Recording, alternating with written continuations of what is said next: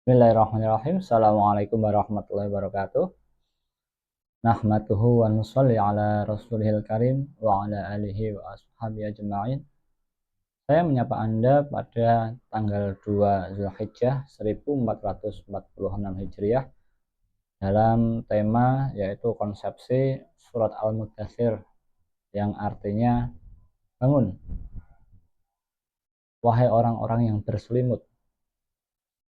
Adalah perintah untuk bangun bagi orang-orang yang berselimut. Allah Subhanahu wa taala berfirman dalam surat Al-Mudaththir, ya ayyuhal mudaththir, wahai orang-orang yang berselimut atau berkemul, bangunlah. Ketika kita mengkomparasikan ini dengan surat yang sebelumnya yaitu surat Al-Muzammil yang artinya orang-orang yang berkemul, berselimut, qumil laila illa qalilan, yaitu bangunlah pada tengah atau lebih sedikit daripada malam hari. Maka di surat Al-Mudaththir ini yaitu kum fa'anzir, apa yang harus disampaikan adalah hasil dari perenungan malam Al-Muzammil. Ketika Al-Muzammil kita menghindari distraksi dari dunia ini, mengalami perenungan yang sangat panjang, maka di Al-Mudaththir ini kita harus menyampaikan yang namanya hasil dari perenungan kita di tengah-tengah distraksi manusia. Fa'anzir warabbaka fakabbir, maka hasil perenungan itu adalah dengan nama Tuhan yang maha besar untuk mengagungkan yang namanya Allah Subhanahu wa taala. Karena sejatinya Al-Mudaththir ini adalah bangkit lalu memberikan peringatan bagi manusia. Ketika dulu Nabi Muhammad SAW menerima wahyu, lalu wahyu ini disuruh untuk menyampaikan di tengah-tengah manusia karena terjadi keburukan massal yang terjadi, yaitu perbudakan, fakir raqabah, yaitu kemiskinan yang sangat merajalela sehingga tidak bisa ditanggulangi oleh manusia yang menggunakan akal pikirannya sendiri. Butuh wahyu untuk mengkonsepsikan solusi jangka panjang yang paripurna. Maka jika solusi itu berasal dari dalam jiwa manusia, maka jiwa manusia itu harus dimunculkan dulu dalam Al-Muzammil, yaitu perenungan di sebagian daripada malam dengan wahyu Al-Quran. Maka hasil daripada itu harus disampaikan di halayak ramai, yang intinya adalah warabbaka fakabbir, agungkanlah nama Tuhan, kembalikanlah manusia daripada keseimbangan yang paripurna. Hal buruk dalam kehidupan ini harus menjadi kritik utama. Apa yang menjadi hal buruk dalam kehidupan ini? Jika kita melihat pada zaman sekarang, maka kita akan melihat bagaimana kebohongan itu merajalela di distraksi informasi yang terjadi. Ketika orang-orang tidak menggunakan cara berpikir ala filosof, yaitu berpikir satu hal mendalam lalu dikomparasikan dengan apa yang terjadi pada dirinya berdasarkan sebab akibat, berdasarkan perenungan dari dalam jiwa sehingga menghasilkan konsepsi meskipun tidak memerlukan riset yang mendalam secara akademis. Itulah yang dinamakan filosof. Jika kita mendasarkan pada pemikiran akademis, maka kita membutuhkan yang namanya penelitian yang didasarkan pada penasaran setelah berfilosof itu, dan pemikiran itu dijelaskan secara mendalam. Misal kalau kita meneliti mengapa terjadi penyakit pada tanaman, maka penyakit pada tanaman itu kita melihatnya apa yang sedang terjadi, lalu memberikan hipotesis yang sedang terjadi adalah terserang oleh sebuah wabah virus. Kemudian apa sebabnya, maka kita melihat, meneliti berdasarkan waktunya, menanyakan pada orang-orang yang di sekitarnya untuk mengumpulkan informasi. Rigid banget, kaku sekali, tapi menghasilkan satu kesimpulan paripurna, yaitu apa penyebab ini semua terjadi, dengan mengumpulkan semua fakta-fakta dan bukti yang ada, yaitu adalah cara berpikir akademis. Maka dalam surat Al-Mudaththir ini Allah memerintahkan kita untuk menyampaikan apa yang menjadi hasil daripada olah pikiran kita, olah rasa kita dari dalam hati. Apa hal buruk yang terjadi yang harus dikembalikan pada keseimbangan Rabb dengan kebesarannya. Wa rabbaka fakabbir wa thiyabaka fatahhir, dan Allah Subhanahu wa taala menyuruh kita untuk membersihkan pakaian. Apa yang dimaksud dengan membersihkan pakaian? Ketika kita berkehidupan, kita tidak menjadi orisinal sebagaimana manusia aslinya yang alal fitrah, yaitu makan minum secukupnya, membutuhkan manusia yang lain untuk saling berinteraksi, lalu percaya pada hal-hal baik yang terjadi, kemudian melihat momentum waktu berdasarkan peredaran matahari dan rembulan, gelap dan terang, cahaya, lalu hidup berdampingan dengan hewan, dengan tumbuhan, tidak merusak alam, tidak mengambil kecuali seperlunya saja, dan tidak saling menyakiti satu sama lain. Akan tetapi karena interaksi manusia yang berdasarkan hawa nafsu dalam jiwa, maka kita tidak mengenali baju sejati manusia, yaitu menuju pada keseimbangan Allah Subhanahu wa taala yang paripurna. Tapi kita dilingkupi oleh warna merah, warna oranye, warna kuning, warna hitam yang sedikit demi sedikit menenggelamkan, sehingga kita tidak mengerti arah dan tujuan dari kehidupan ini. Manusia-manusia yang tidak mengerti arah dan tujuannya itu adalah bukan al-insan tapi al-bashar, yaitu sesuatu yang sama seperti tanah itu. Jadi dia tidak menjadi berguna, tidak menjadi sesuatu yang menggerakkan jiwa, tetapi seperti mesin yang hanya berjalan, yang digerakkan oleh siapa yang menggerakkan.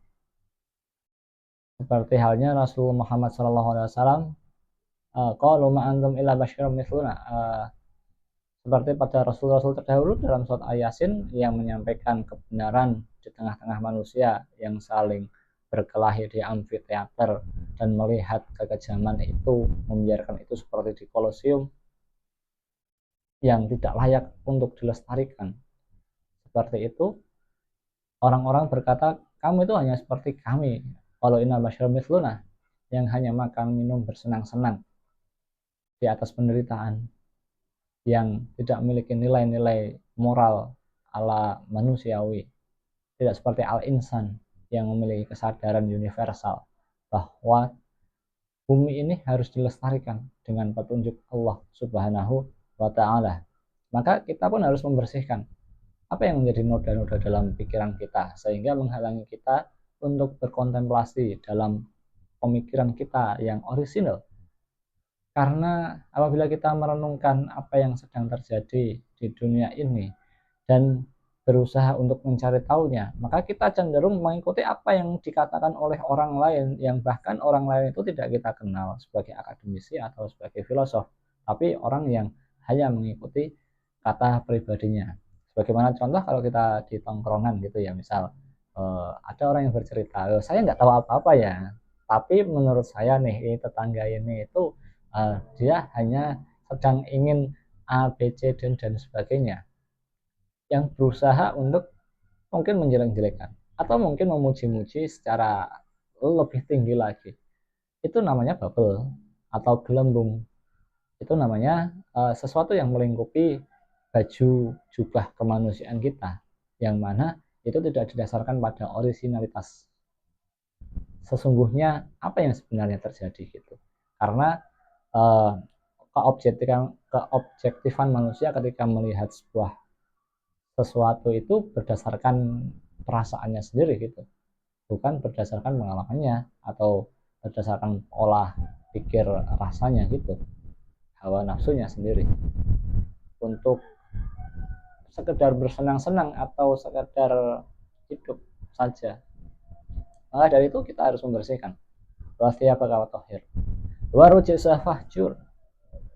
pada ayat selanjutnya, kita harus menghindari dosa karena pakaian jubah kemanusiaan kita yang universal untuk menghidupkan manusia yang lain, yang mengurusi bumi ini dengan sebaik-baiknya, yang mencegah daripada kerusakan, dari perbudakan, dari pencurian, dari saling penganiayaan, dari hal-hal yang menimbulkan dendam dan amarah secara berturut-turut berketurunan, sebagaimana yang terjadi di latar belakangi perang, yaitu perang itu terjadi ketika seseorang membunuh seseorang, lalu ada kaum yang tidak terima, lalu saling bunuh-bunuhan seperti itu, dan tidak selesai sampai anak cucu juga menggali sejarah nenek moyangnya dan hanya mengikuti buta nenek moyangnya, sehingga menimbulkan peperangan yang lain terus menerus seperti itu. Maka itulah dosa yang harus dibersihkan,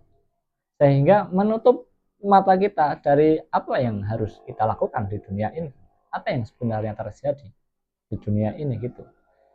Karena manusia digerakkan oleh perasaan, dan mau perasaan itu sedih, senang, kecewa, bahagia, sendu, dunia tetap ya berjalan sebagaimana adanya saja, dan harus dikembalikan ke fitrahnya manusia ini supaya mereka itu menikmati nikmat Allah Subhanahu wa taala yang namanya hidup di dunia ini dengan amal soleh, dengan saling memperbaiki, menasihati supaya dalam kebenaran dan kesabaran.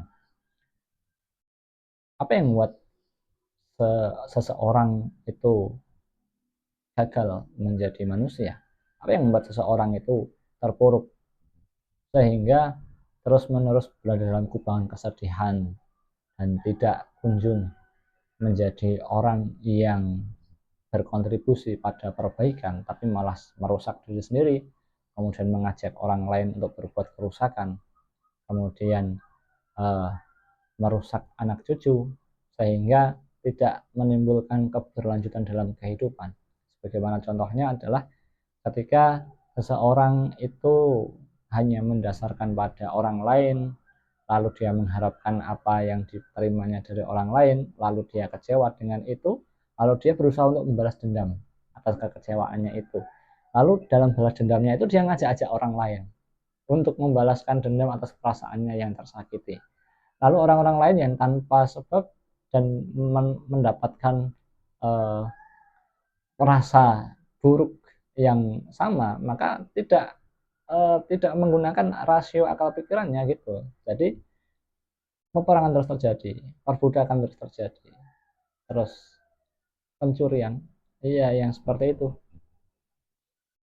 Jika dosa tumbuh subur dalam diri kita dengan hal-hal yang seperti itu menyebar di pakaian kita dan menumpuk di tubuh kita, maka wasdia bagawatohir, bersihkan pakaian kita, jadilah orisinil bagaimana manusia. Dan apa itu manusia? Itu harus didefinisikan berdasarkan perenungan kita pada sepertiga malam, seperti petunjuk Al-Muzammil, keluar dari distraksi kehidupan, lalu menjadikan kita mengikuti suara universal, suara hati, yang mana suara hati itu tidak dikotori oleh perasaan yang campur aduk berdasarkan pengalaman, tetapi kita menjadi filosof. Plato, Aristoteles ketika dulu merenungkan apa sejatinya manusia, maka mereka berkontribusi dalam kehidupan sampai sekarang. Kemudian Ibnu Sina, Al-Haytham, Al-Khwarizmi dengan pikiran-pikiran ala para filosof itu, mereka mengkomparasikannya dengan wahyu Allah Subhanahu wa taala dan berusaha untuk memecahkan berbagai permasalahan yang ada di dunia ini. Maka mereka dengan akademis itu menimbulkan ilmu matematika, ilmu kimia, ilmu fisika, Al-Haytham, Al-Khwarizmi, ilmu astronomi, yang kita bisa merasakan manfaatnya sekarang dalam kemajuan yang zaman ini gitu. Tetapi kalau kita melihat bangsa kita di Indonesia ini, mengapa kok tidak berkontribusi pada kemajuan peradaban, padahal sama-sama hidup. tidak memiliki kebanggaan terhadap kehidupan, saling berperang satu sama lain dengan hamil jahiliyah, yaitu kebanggaan jahiliyah, chauvinisme. Terus kemudian saling berbangga-bangga antar suku satu sama lain, seperti halnya iblis. Mengapa iblis sombong? Ya karena aku berasal dari api yang lebih baik daripada engkau yang diciptakan dari tanah. Dia tidak punya alasan kenapa api lebih baik daripada tanah itu. Hanya merasa lebih baik. Itu adalah dosa sombong karena tidak didasarkan pada rasionalitas sebab akibat. Yang Allah Subhanahu wa taala itu manusia terbaik menurut Rasulullah adalah yang berkontribusi pada kehidupan, menghidupkan kehidupan, merawat sampai masa depan gitu. Sekalipun apa yang dia lakukan itu menimbulkan dirinya itu nanti bisa menderita atau mati, tapi ini demi kehidupan yang lebih baik. Bukan berdasarkan dendam amarah, tetapi apa yang harus dilakukan bagaimana petunjuk wahyu Allah. Maka pengertian daripada dosa, warujizah fahjur atau perbuatan yang keji yang harus kita hindari dengan kum fa'anzir, dengan penyampaian untuk membersihkan diri dari dosa. Maka dosa itu adalah kesalahan sederhana yang dilakukan berulang kali sehingga menenggelamkan diri, tidak kunjung bisa bangkit, menikmati hidup di atasnya, padahal menimbulkan penderitaan bagi kehidupan yang lain, mematikan pihak lain. Taubahnya seperti nyala api lewat sepatah kata, kadang tidak hanya bertempat di koridor, tapi menyeruak di depan umum. Dan ya seperti halnya bersuka cita saat tersiar di kalangan orang-orang yang beriman gitu. Api yang melalap dosa itu, api yang melalap seperti itu gitu. Maka konversi kesucian sebagai prinsip dengan meninggalkan perbuatan keji dosa inilah yang disampaikan dalam surat Al-Mudaththir. Warujasa fahjur wala tamnun tastakthir, dalam ayat selanjutnya, dan janganlah engkau memberi dengan maksud untuk meminta lebih banyak, karena apa yang kita beri yang kontribusinya itu ya sebanding daripada apa yang kita peroleh sebenarnya. Meskipun Allah Subhanahu wa taala itu memberikan min haitsu la yahtasib, memberikan seseorang itu bahkan tanpa sebab diberikan gitu. Tapi kalau hukum dari pada sebab akibat, maka sebabnya 10 maka akibatnya juga 10. Itu sebagai hukum alam sunatullah yang terjadi gitu. Maka terserah Allah Subhanahu wa taala terhadap apa yang senantiasa kita lakukan. Kalau pengertian daripada tawakal berserah diri pada Allah Subhanahu wa taala setelah melakukan pekerjaan, maka usaha yang kita lakukan, apapun yang kita lakukan, kebaikan-kebaikan itu, maka harus dikonversikan pada Allah Subhanahu wa taala dulu. Serahkan pada Allah. Nanti biarkan Allah yang memberikan hasilnya. Lalu baik Allah Subhanahu wa taala setelah kita bertawakal, maka Allah memberikan kita karunia baik banyak atau sedikit, maka kita pun terima. Tidak ada yang namanya usaha tidak mengkhianati hasil gitu. Karena usaha harus didasarkan pada Allah Subhanahu wa taala, nanti hasilnya biarkan Allah Subhanahu wa taala yang menilai. Tapi kebaikan akan selalu bertumbuh. Wala tanun tastakthir. Dan ayat selanjutnya, ayat ke-7 yaitu, dan karena Tuhanmu fasbir, bersabarlah. Dalam mengkonversi kebaikan-kebaikan itu menjadi sebuah amal dengan menyampaikannya di tengah-tengah manusia, di tengah-tengah distraksi yang sedang terjadi, maka sabar terus untuk menyampaikan kebaikan-kebaikan ini. Itulah konsepsi daripada surat Al-Mudaththir ayat 1 sampai 7. Kemudian ayat yang ke-8 dan seterusnya, maka hukum sebab akibat. Ketika kita sudah berusaha dengan sebabnya itu, maka akibatnya itu pada momentum yang sudah selesai, yaitu apabila sangkakala ditiup. semua kehidupan sudah berakhir, dan apa yang terjadi pada umat-umat terdahulu, apa yang sudah dilakukan oleh orang-orang pada hari ini, maka semua itu akan dinilai Allah Subhanahu wa taala di akhirat nanti, di akhirat kelak. Tidak ada lagi narasi kecuali akhirat ketika kita setelah meninggal nanti gitu. Tidak ada orang meninggal kemudian bisa kembali lagi ke dunia karena momentumnya sudah selesai. Baik dia melakukan perbaikan atau melakukan kejahatan sehingga menimbulkan kejahatan yang lain, maka itulah yang nanti dihitung di akhirat nanti. Dan kita membutuhkan iman untuk hidup di dunia ini.